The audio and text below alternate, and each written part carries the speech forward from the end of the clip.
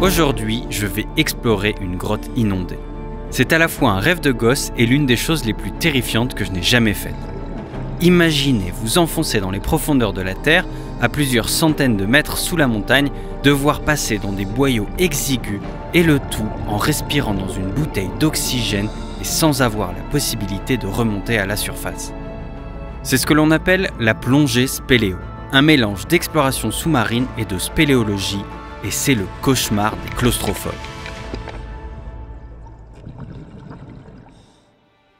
Je me trouve actuellement dans le massif du Vercors, au cœur des Alpes. Le Vercors, c'est un haut lieu de la spéléologie. Plus de 3000 grottes y ont été recensées, dont certaines pouvant atteindre les 1000 mètres de profondeur. Quand il pleut, l'eau s'infiltre à travers la roche, inonde certaines cavités et crée de véritables rivières souterraines. Et c'est justement l'une de ces grottes que je m'apprête à explorer.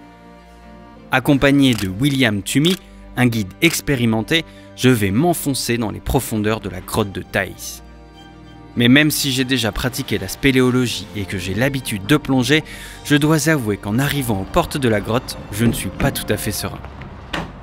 Salut William. Salut. Ça va? Super. Bon alors tu m'expliques un peu ce que tu as prévu aujourd'hui? Et bah du coup on avait déjà fait une première expérience tous les deux, François, où on avait plongé dans de l'eau froide. On avait fait l'icebreaking et aujourd'hui je te propose quelque chose de très différent. On va plonger sous la montagne, on va plonger dans une grotte.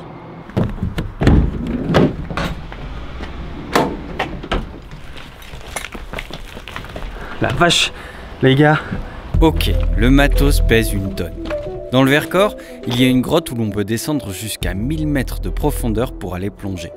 Dites-vous qu'il faut alors une équipe entière pour porter le matériel d'un seul et unique plongeur. Nous, on a de la chance, seulement 100 mètres à parcourir pour rejoindre la rivière souterraine. Mais avant d'y parvenir, j'aimerais vous présenter le partenaire de cette vidéo, Gizvine. Gizvine est une marque qui propose des chaussures et des vêtements fabriqués à partir de laine mérino. Vous le savez les amis, j'ai vécu en Suède, exploré la Laponie par moins 35 degrés et il m'arrive de temps en temps de me jeter dans de l'eau gelée. Et pour me protéger du froid, ça fait des années que je porte des vêtements en laine mérino. C'est respirant, ça régule la température et surtout, ça garde au chaud même quand c'est un peu humide. Et bien justement, Gizvine propose toute une gamme de chaussures et de vêtements fabriqués à partir de cette laine. Et il y en a pour tous les goûts, des baskets de ville, des chaussures de rando, des chaussons ou encore des vêtements pour passer l'hiver au chaud. J'en porte depuis un petit moment maintenant et franchement les amis, c'est du bon matos. Je vous invite donc à parcourir leur site dont le lien se trouve en description car grâce au code FR50, vous bénéficiez de 50% de réduction sur l'ensemble des produits. Un grand merci à Gizvine de m'aider à réaliser mes projets et maintenant on retourne tout de suite au fin fond de la grotte de Thaïs où je m'apprête à réaliser ma première plongée souterraine. Ça y est les amis, on a amené tout le matériel, on est juste à côté de la rivière souterraine. Là on va s'équiper et ensuite il nous reste une échelle à descendre et la plongée commence. Là en fait je vais t'expliquer nos règles de sécurité concernant la consommation d'air. Alors je te l'explique d'une manière très simple. Là dans la bouteille on a 200 bars. Ces 200 bars on va les diviser en 4. C'est-à-dire qu'on prend un quart à l'aller, un quart au retour et tout le reste est de la sécu.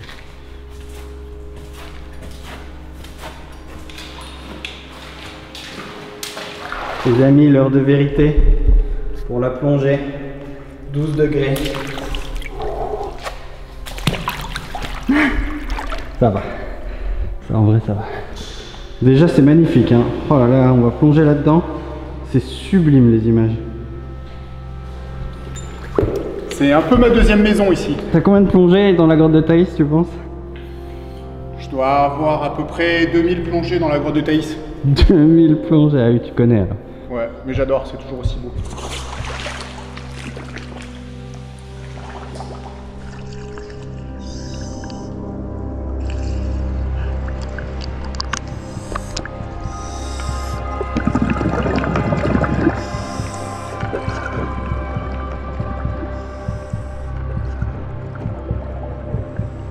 Ça y est, l'exploration commence. À ce moment-là, il faut pas trop réfléchir. Mon cœur bat déjà fort, mais l'eau à 12 degrés qui rentre dans ma combinaison m'aide à garder mon calme. Immédiatement, je suis saisi par la beauté du décor. La galerie est sublime et c'est la première fois de ma vie que je nage dans une eau si claire, si pure. Je suis en fait dans le premier siphon de notre exploration, une galerie fermée par un plafond et entièrement noyée. Devant nous se trouvent plusieurs kilomètres de réseau souterrain, et les plongeurs les plus audacieux sont parvenus à s'enfoncer d'environ 800 mètres à l'intérieur de la grotte. Après ça, personne ne sait ce qu'il y a. Rapidement, on tombe sur une dalle recouverte de fossiles. Ce sont des rudistes, un genre de petit escargot qui peuplait la Terre à l'ère du Mésozoïque et qui ont disparu avec les dinosaures il y a 65 millions d'années. Mais ce ne sont pas les seuls êtres vivants à avoir vécu ici. Il y a environ 15 000 ans, Thaïs était habité par l'homme de Cro-Magnon. Il pouvait s'y abriter des températures très froides du dernier ère glaciaire.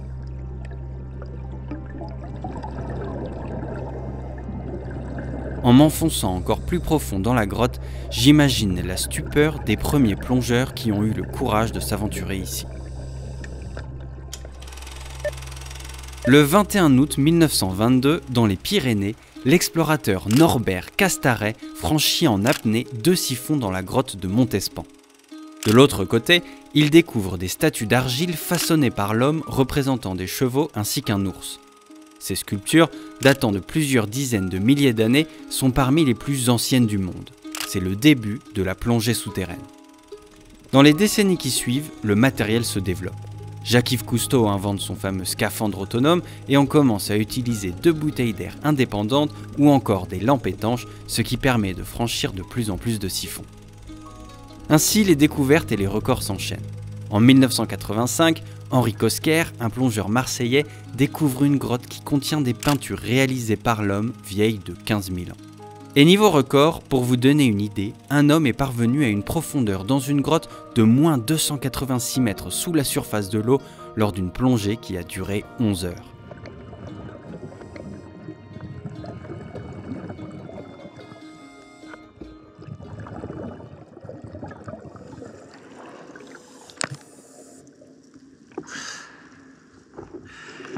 Bon les amis, on vient de parcourir un premier siphon, c'est ça, on a fait le premier siphon? On a fait le premier siphon, à peu près 50-60 mètres de long. Et donc ici les amis, si on peut respirer, c'est parce que cette cavité elle communique avec la surface et l'air se renouvelle. Donc on peut enlever nos détendeurs. L'entrée du deuxième siphon met tout de suite dans l'ambiance. Il faut s'enfoncer dans un puits de 15 mètres de profondeur. William me laisse passer devant et je saute dans le vide. J'ai l'impression de chuter dans les entrailles de la terre.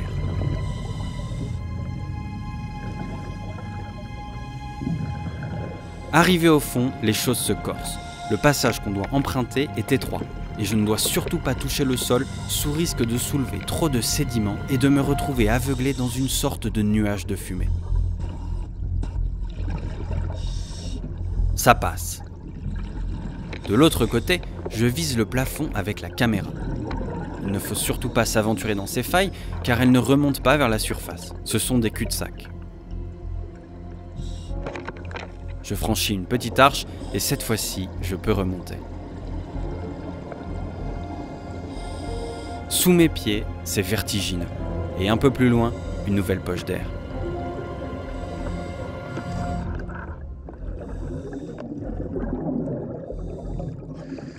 On vient d'émerger. On est entre 2 siphons. Et regardez, on se retrouve dans cette immense cavité. C'est vraiment... Regardez comme ça résonne. Et cette cavité, elle est uniquement accessible grâce à la plongée. C'est magnifique. On sent au centre de la Terre, seul au monde. Dans plusieurs de mes histoires de survie, je parle de mecs qui se sont retrouvés coincés dans des grottes par la montée des eaux. Mais se retrouver là, ici, sans matériel de plongée, ça doit vraiment être effroyable. Bon allez les amis, on continue.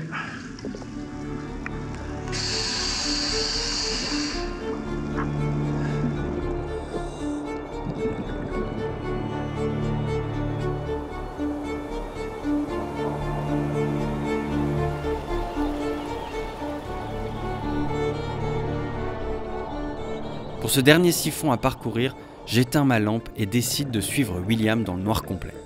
Moi qui ai toujours rêvé d'aller dans l'espace, je me sens comme un astronaute en train d'explorer un astéroïde en apesanteur.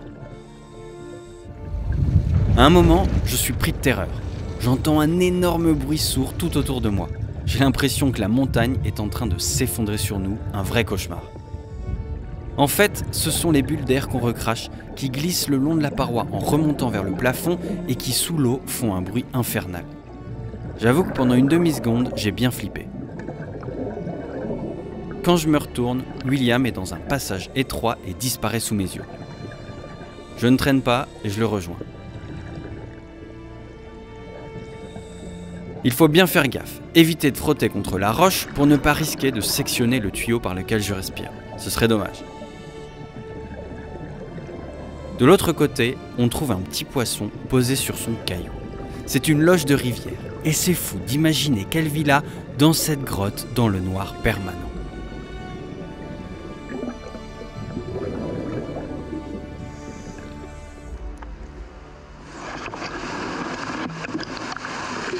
Donc là, François, on a fait à peu près 200 mètres de distance dans la grotte. La seule chose, c'est que cette poche-là, l'air est peu respirable, il y a pas mal de CO2, donc c'est pour ça qu'il faut garder le détendeur en bouche. On sent très vite le manque d'oxygène et on s'essouffle très vite, donc il faut faire bien attention.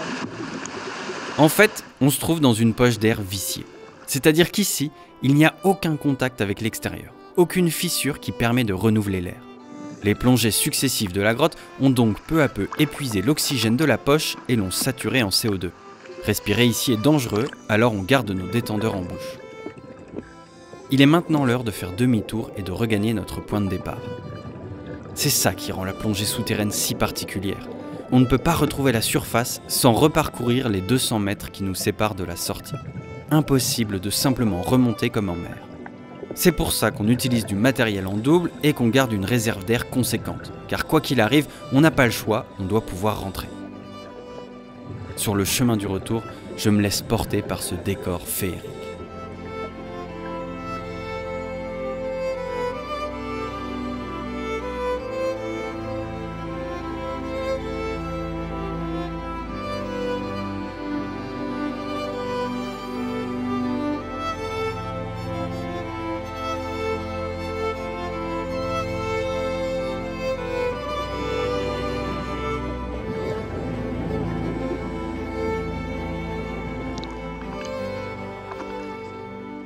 Vous avez regardé un téléphone Et on a plongé dans les années un peu avant les années 60.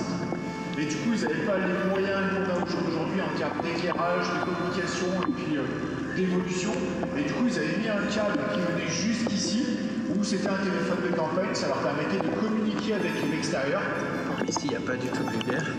Si on éteint nos lampes, il n'y a pas un photon de lumière qui rentre là-dedans. On est dans le noir complet, dans une grotte inondée. Ah, c'est chouette au-dessus, au contraire.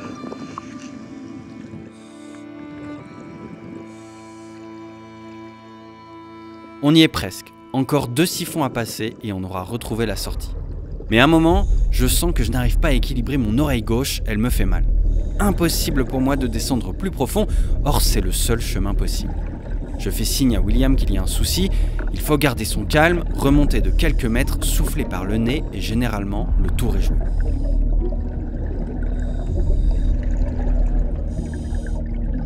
C'est bon, j'ai réussi, je peux reprendre la descente. Sur le retour, encore des poissons, encore des fossiles. C'est ça qui est fou avec les grottes. Elles ont abrité la vie de tellement d'espèces différentes au fil du temps.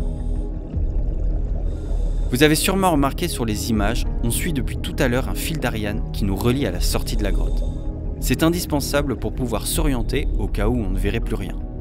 Et ça ne rate pas. En voulant filmer l'air pris au piège dans le plafond, je soulève trop de sédiments avec mes pales. En un instant, on ne voit plus rien. Et on a beau être à quelques mètres seulement du fil d'Ariane, il a disparu. À l'instinct, on nage vers ce qu'on pense être la sortie.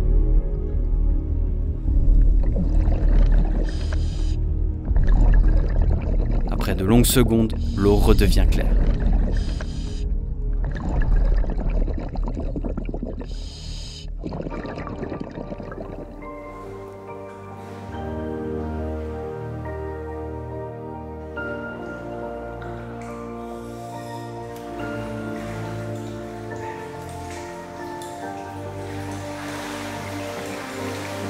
Les amis, c'est un truc de fou.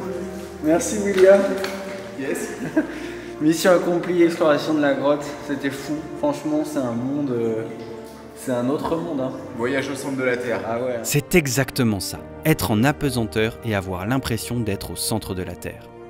Cette plongée, c'est un rêve qui se réalise.